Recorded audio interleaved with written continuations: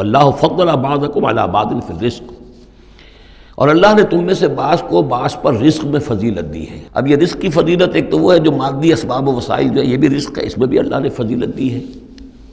لیکن یہ کہ کوئی سوشلسٹ اور کمیونسٹ جو ہے اس پر اعتراض کر دے گا یہ اللہ کی طرف کیوں منسوب کرتے ہو، یہ تو لوگوں نے غلط نظام بنا رکھا ہے۔ لیکن سوال تو یہ ہے کہ ذہنی صلاحیتیں بھی تو اللہ نے سب کو برابر نہیں دی، جسمانی قوت بھی تو سب کو برابر نہیں دی، یہ بھی تو رزق ہے۔ اصل رزق تو یہ ہے جو جینز ملے ہیں، جو صلاحیتیں ملی ہیں، وہ کسی کے اپنے چوائس پر تو نہیں اور سب کی برابر نہیں ہے، اس میں بھی فرق ہے، کسی کو فضیلت دی ہے، کسی کو کسی اعتبار سے، کسی کو کسی اعتبار سے۔ واللہ فضل بعضکم علی بعض فی الرزق فما الذین فضلوا براد رزقہم علی ما ملکت ایمانہم، تو تم نہیں دیکھتے کہ جن لوگوں کو رزق میں فضیلت دی گئی ہو وہ لوٹا دیتے ہوں اپنا رزق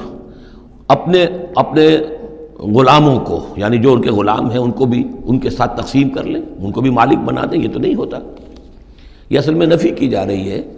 کہ تم نے جو سمجھا کہ ایک بڑا خدا ہے، یہ چھوٹے خدا جو ہیں یہ در حقیقت اس کے تو ایک طرح سے یوں سمجھیے کہ خدمتگار ہی ہیں، لیکن چونکہ اس کے خدمت میں رہتے ہیں اور اس ہماری کو سفارش کر سکتے ہیں، لیکن اگر یہ چھوٹے ہیں تو جیسے تم اپنے غلاموں کو اپنے برابر نہیں کر سکتے، کیا اللہ تعالیٰ ان کو اپنے برابر کر لے گا؟ کیا ان میں سے کسی کی دھونس جو ہے اللہ کے اوپر چلے گی؟ کیا وہ اللہ سے اپنی بات بنوا لے گا؟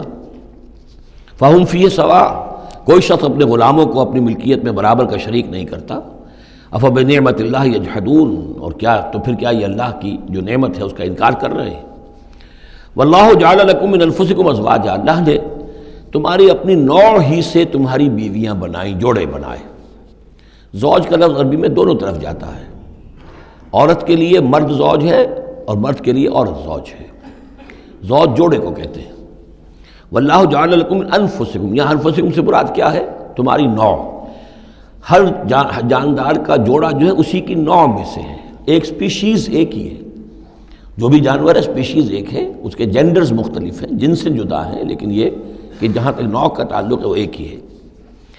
وَجَعَلَ لَكُم مِّنْ أَزْوَاجِكُمْ بَنِينَ، اور پھر تمہاری بیویوں سے یا تمہارے جوڑوں سے تمہارے لیے اس نے بیٹے بنائے، وَحَفَدَةً، اور پوتے تمہیں عطا کیے، وَرَزَقَكُم مِّنَ الطَّيِّبَاتِ، اور ساری پاکیزہ چیزیں تمہیں دیں۔ أَفَبِالْبَاطِلِ يُؤْمِنُونَ وَبِنِعْمَةِ اللَّهِ هُمْ يَكْفُرُونَ، یہ نعمت کا لفظ دیکھیے بار بار اس صورت میں آ رہا ہے، تو کیا یہ باطل پر ایمان رکھتے ہیں اور اللہ تعالیٰ کی نعمت کا انکار کرتے ہیں، کفران نعمت کرتے ہیں؟ وَيَعْبُدُونَ مِن دُونِ اللَّهِ مَا لَا يَمْلِكُ لَهُمْ رِزْقًا مِّنَ السَّمَاوَاتِ وَالْأَرْضِ شَيْئًا، اور یہ پوج رہے ہیں اللہ کو چھوڑ کر ان چیزوں کو جنہیں کوئی اختیار نہیں ہے ان کے لیے کسی رزق کا، نہ آسمانوں سے نہ زمین سے، وَلَا يَسْتَطِيعُونَ، نہ اس کی قدرت رکھتے ہیں۔ یہ ذہن میں رکھیے کہ یہ جو مشرکین عرب تھے اپنے ایام جاہلیت میں بھی تلبیہ جو پڑھتے تھے، لبیک اللہم لبیک لبیک لا شریک لک لبیک، تو اس میں موجود تھا لا شریک لک لبیک الا شریکا تملکہ وما ملک، تیرا کوئی شریک نہیں، ہاں وہ شریک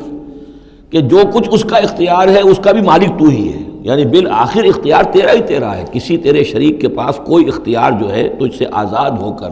آٹونومس کوئی اختیار اس کے پاس نہیں ہے۔ تملکہ وما ملک، تو ہی اس کا بھی مالک ہے اور جو بھی اس کا اختیار ہے وہ بھی در حقیقت تیرا ہی عطا کردہ ہے، یا تیرا اختیار مطلق اس کے اوپر بھی غالب ہے۔ تو گویا کہ جیسے عیسائیوں کے ہاں انہوں نے توحید کو تثلیث میں بدلا، پھر تثلیث کو توحید میں لے آتے ہیں، 3 in 1 and 1 in 3، اسی طریقے سے مشرکین عرب توحید کے اندر شرک پیدا کرتے تھے، شرک کو پھر لوٹا دیتے تھے توحید کی طرف۔